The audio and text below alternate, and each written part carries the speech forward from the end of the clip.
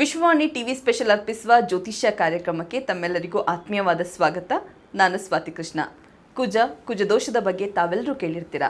ರಾಶಿ ಫಲಗಳ ಮೇಲೆ ಕುಜದೋಷ ಯಾವ ರೀತಿ ಪರಿಣಾಮವನ್ನು ಬೀರುತ್ತೆ, ಒಂದು ವೇಳೆ ಕುಜದೋಷ ಇದ್ದರೆ ಒಳಿತಾಗುವಂಥ ಸಂಭವ ಇದೆಯಾ, ಕುಜದೋಷ ಇದ್ದಾಗ ಯಾವ ರೀತಿ ಪರಿಹಾರವನ್ನು ಕಂಡುಕೊಳ್ಬಹುದು ಅನ್ನೋದನ್ನು ಇವತ್ತಿನ ಸಂಚಿಕೆಯಲ್ಲಿ ತಿಳ್ಕೊಳ್ಳೋಣ. ಇದರ ಬಗ್ಗೆ ಹೆಚ್ಚಿನ ಮಾಹಿತಿಯನ್ನು ನೀಡಲಿಕ್ಕೆ ಇವತ್ತು ನಮ್ಮ ಜೊತೆ ಭಾರತೀಯ ಜ್ಯೋತಿಷ್ಯ ವಿಜ್ಞಾನ ಸಂಶೋಧಕರಾಗಿರುವಂತಹ ಮಹಾಬಲಮೂರ್ತಿ ಕೋಡ್ಲಕೆರೆ ಅವರಿದ್ದಾರೆ. ಬನ್ನಿ ಅವರಿಗೆ ಕಾರ್ಯಕ್ರಮಕ್ಕೆ ಸ್ವಾಗತಿಸ್ತಾ ನಮ್ಮ ಕಾರ್ಯಕ್ರಮನ ಶುರು ಮಾಡೋಣ. ಮುಂದಿನ ರಾಶಿ ಬಂದ್ಬಿಟ್ಟು ಮಕರ ರಾಶಿ. ಮಕರ ರಾಶಿಯ ಅಧಿಪತ್ಯ ಬಂದ್ಬಿಟ್ಟು ಶನೀಶ್ವರ ಮತ್ತು ಮಂಗಳ ಪರಸ್ಪರ ವೈರಿಗಳು. ಸೊ ಇದು ಏನಾಗ್ಬೋದು, ಈ ರಾಶಿಯವರಿಗೆ ಯಾವ ರೀತಿ ಪರಿಣಾಮ ಬೀರಬಹುದು ಅಂತ ಹೇಳಿ. ಅಂದರೆ ಮಕರ ರಾಶಿಯಲ್ಲಿ ಮಂಗಳ ಇದ್ದರೆ ಹೌದು ಅವರಲ್ಲಿ ಅನ್ಯೋನ್ಯತೆ ಇಲ್ಲ, ಅದು ವೈರ್ಯ ಮನೆ ಸಹಜವಾಗಿ ನಾವು ನಿರೀಕ್ಷಿಸಿದ ಹಾಗೇನು ಉಸಿರು ಕಟ್ಟುತ್ತೆ. ಆದರೆ ಮಂಗಳನ ಇದು ನೋಡಿ, ಅದೇ ಈ ಒಂದು ಭಾರತೀಯ ಜ್ಯೋತಿಷ್ಯ ವಿಜ್ಞಾನದ ವಿಚಾರ ಏನು ಅಂದರೆ, ಒಮ್ಮೊಮ್ಮೆ ಉಸಿರು ಕಟ್ಟಿಸುವ ಘಟಕವೇ ಅನೇಕ ರೀತಿಯ ಸಿದ್ಧಿಗಳನ್ನು ಕೊಡುವಂತಹ ಒಂದು ದೊಡ್ಡ ದೈತ್ಯ ಶಕ್ತಿಯಾಗಿಯೂ ಒಮ್ಮೊಮ್ಮೆ ನಿಂತುಬಿಡುತ್ತೆ. ಈಗ ನಾನು ನಿಮಗೆ ಹೇಳುವಾಗ ಚಂದ್ರನ ಹಿರಿತನದ ಕರ್ಕಾಟಕ ರಾಶಿ ಮಿತ್ರನ ರಾಶಿಯಾಗಿ ಮಂಗಳನಿಗೆ ಒಳ್ಳೆಯದಾದರೂ ಕೂಡ ಮಂಗಳ ಅಲ್ಲಿ ನೀಚತ್ವದಲ್ಲಿದ್ದರೆ ಬಹಳ ಕಷ್ಟ ಆಗುತ್ತೆ. ನೀಚತ್ವ ಅಂದ್ರೇನು, 28 ವರ್ಷದವನು 82 ವರ್ಷದವನ ಹಾಗೆ ಕಾಣೋದು. ಇಲ್ಲ, ಹಾಗಲ್ಲ. 82 ವರ್ಷದವನಾಗಿದ್ದರೂ ಕೂಡ ಮಕರ ರಾಶಿಯಲ್ಲಿ ಮಂಗಳ ಇದ್ದಾಗ ಅತ್ಯಂತ ಅದ್ಭುತವಾದಂತಹ ತೇಜಸ್ಸಿನಿಂದ ಇದರಿಂದ ಇರಬಹುದಾದಂಥ ಒಂದು ದಿವ್ಯಕ್ಕೆ ಕಾರಣವಾಗುವಂಥ ಸ್ಥಿತಿಗತಿಗಳು ಮಂಗಳನಿಂದ ನಿರ್ಮಾಣ ಆಗೋದಕ್ಕೆ ಸಾಧ್ಯತೆ ಇರುತ್ತೆ. ಯಾಕೆಂದರೆ ಮಕರದಲ್ಲಿ ಅವನು ಏನಾಗಿರ್ತಾನೆ, ಉಚ್ಚ ಸ್ಥಿತಿಯಲ್ಲಿ, ಎಕ್ಸಾಲ್ಟೆಡ್ ಪಾಯಿಂಟ್. ಅಂದರೆ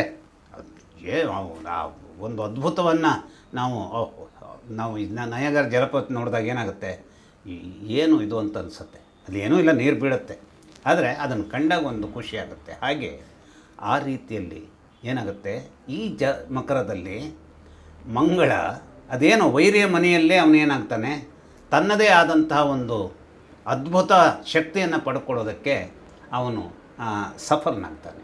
ಆದರೆ ಆ ಅದ್ಭುತವಾದಂತಹ ಶಕ್ತಿಯನ್ನು ಪಡ್ಕೊಳ್ಳೋದಕ್ಕೆ ಸಫಲನಾಗಬೇಕಾದರೆ ಅವನು ಸೂರ್ಯನ ಯಜಮಾನತ್ವದ ನಕ್ಷತ್ರದಲ್ಲಿರಬೇಕು. ಅಂದರೆ ಉತ್ತರಾಷಾಢ ನಕ್ಷತ್ರದಲ್ಲಿ ಇರಬೇಕಾಗುತ್ತೆ. ಅವನು ಆ ಉತ್ತರಾಷಾಢ ನಕ್ಷತ್ರದಲ್ಲಿ ಇದ್ದಾನೆ ಆ ಮನೆಯಲ್ಲಿ ಅಂತಾದ್ರೆ ಮಾತ್ರ ಅವನಿಗೆ ಒಂದು ದೈತ್ಯ ಶಕ್ತಿ ಬರುತ್ತೆ. ಅದು ಬಿಟ್ಟು ಮುಂದಕ್ಕೆ ಅವನು ಹೋದ, ಚಂದ್ರನ ಮನೆಗೆ ಹೋದ ಅಂತಾದರೆ ಅಲ್ಲೂ ಕೂಡ ಒಂದು ಸ್ವಲ್ಪ ಶಕ್ತಿ ಇರುತ್ತೆ.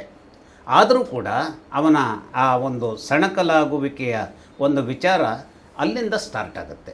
ಅಂದರೆ ಏನು ನಾನು ಹೇಳ್ತಾ ಇದ್ದೇನೆ ಅಂದರೆ, ಯಾವುದೋ ಒಂದು ಗ್ರಹ ಈ ಮನೆಯಲ್ಲಿ ಇದೆ, ಈ ಕಾರಣಕ್ಕಾಗಿ ಇದು ಕೆಟ್ಟ ಫಲವನ್ನೇ ಕೊಡಬೇಕು ಅಂತಾದರೂ ಕೂಡ ಆ ಗ್ರಹಗಳು ಯಾವ ನಕ್ಷತ್ರದಲ್ಲಿ ತಮ್ಮ ಒಂದು ಸೀಟನ್ನು ಕಂಡುಕೊಂಡಿದೆ ಅನ್ನುವಂಥದ್ದನ್ನು ಕೂಡ ನಾವು ನಿಷ್ಕರ್ಷೆ ಮಾಡಬೇಕು. ಅಂದರೆ ಅದಕ್ಕಾಗಿಯೇ ಭಾರತೀಯ ಜ್ಯೋತಿಷ್ಯ ವಿಜ್ಞಾನ ಪರಂಪರೆಯಲ್ಲಿ ಏನು ಮೂಲದ್ದಾದಂತಹ ರಾಶಿ ಜಾತಕವನ್ನು ನೋಡ್ತಾರೆ, ನವಾಂಶ ಜಾತಕವನ್ನು ನೋಡ್ತಾರೆ.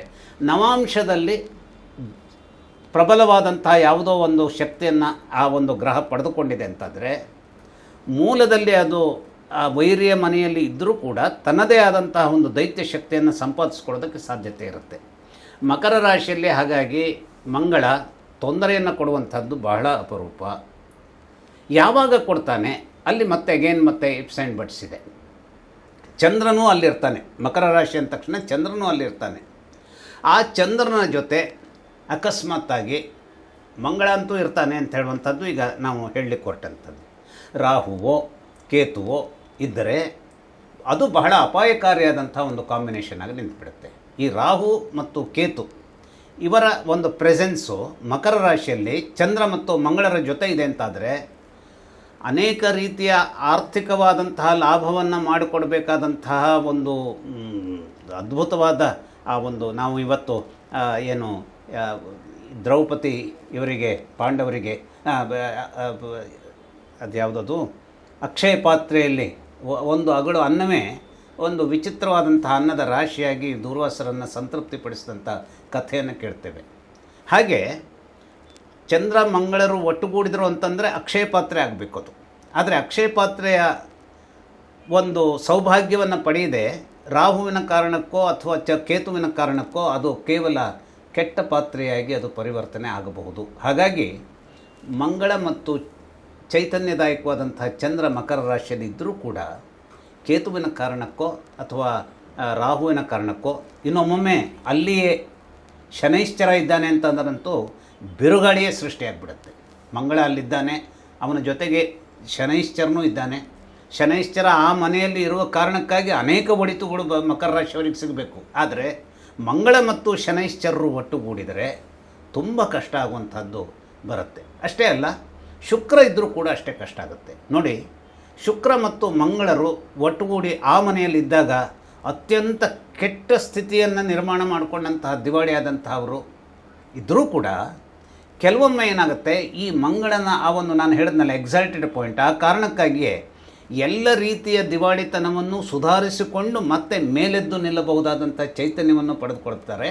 ಬಟ್ ಕಂಡೀಷನ್ ಟು ಶನೈಶ್ಚರ ಅಲ್ಲಿರಬಾರ್ದು, ರಾಹು ಅಲ್ಲಿರಬಾರ್ದು, ಕೇತು ಅಲ್ಲಿರಬಾರ್ದು, ಸೂರ್ಯ ಅಲ್ಲಿರಬಾರ್ದು. ನೋಡಿ ಎಷ್ಟೇ ನಿಪ್ಸ್ ಆ್ಯಂಡ್ ಬಟ್ಸ್. ಇವರೆಲ್ಲರೂ ಇಲ್ಲ, ಕೇವಲ ಶುಕ್ರ ಮತ್ತು ಮಂಗಳರು ಮಾತ್ರ ಇದ್ದಾರೆ. ಒಮ್ಮೆ ಹೌದು, ಜೀವನದ ಆ ಒಂದು ನಾವು ವಿಮಾನಯಾನದಲ್ಲಿ ಹೋಗುವಾಗ ಟರ್ಬ್ಯುಲೆನ್ಸ್ ಬಂದಾಗ ಇನ್ನೇನು ಇದು ಪತನ ಆಗೋಗತ್ತನೋ ಅಂತ ಹೇಳುವ ಸಂದರ್ಭದಲ್ಲೂ ಏನೋ ಒಂದು ನಮ್ಮನ್ನು ಉಳಿಸುತ್ತೆ. ಹಾಗೆ ಎಲ್ಲವನ್ನೂ ಕಳೆದುಕೊಂಡು ಬರಿಗೈ ಆದಾಗಲೂ ಕೂಡ ಅನೇಕವನ್ನು ನಾವು ಪಡೆದುಕೊಳ್ಳಬಹುದಾದಂಥ ಶಕ್ತಿಯನ್ನು ಮರುನಿರ್ಮಾಣ ಮಾಡುವುದಕ್ಕೆ ಬೇಕಾದಂಥ ಶಕ್ತಿಯನ್ನು ಮಂಗಳ ಈ ರಾಶಿಯವರಿಗೆ ಒದಗಿಸ್ಕೊಡ್ತಾನೆ. ಅನ್ನೋಕ್ಕೆ ಕಾರಣ ಇಷ್ಟೇ, ನಮ್ಮ ಸಂಹಾರಕ್ಕಾಗಿಯೇ ಕಾದವರು ಇವರು ಅನ್ನುವಂಥದ್ದನ್ನು ನಾವು ಯೋಚಿಸಿದರೂ ಕೂಡ ಕೆಲವೊಂದು ಸಲ ಏನಾಗುತ್ತೆ, ಜೀವನದಲ್ಲಿ ವೈರಿಗಳೇ ನಮ್ಮ ಹೆಲ್ಪಿಗೆ ಬರ್ತಾರೆ.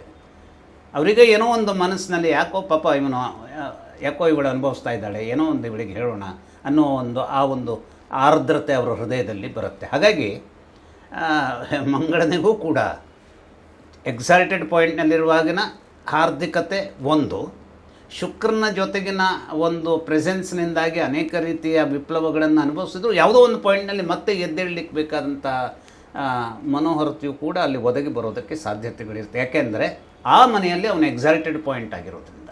ಹಾಗಾಗಿ ಮಂಗಳ ಇರುವಂಥದ್ದು ಆ ಇಡೀ ಜಾತಕವನ್ನು ಗಮನಿಸಿದ ಮೇಲೆ ಅದು ಒಳ್ಳೆಯದೋ ಕೆಟ್ಟದ್ದೋ ಅನ್ನುವಂಥದ್ದನ್ನು ಗುರುತಿಸಬೇಕು.